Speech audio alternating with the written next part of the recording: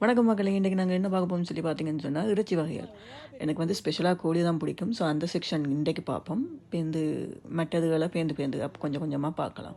Time இருக்கைக்குள்ள நான் எப்பயாச்சும் போய்க்கல எடுத்தேன்னு சொன்னா, கண்டிப்பா உங்களுக்கு நான் காட்டுறேன்.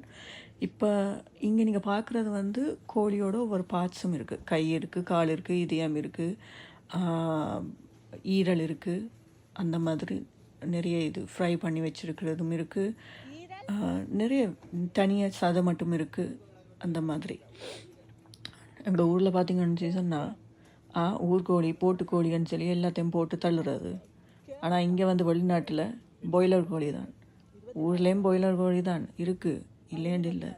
ஆனா பாய்லர் கோழியா இருந்தாலும் உடனே அடிச்சு சமைச்சு சாப்பிடுவோம்.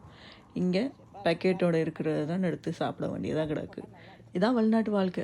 எல்லாரும் நினைக்கிறது வெளிநாட்டுல வந்து சந்தோஷமா இருக்கணும். சந்தோஷமா இருக்கிறதுண்டு இப்படி தான்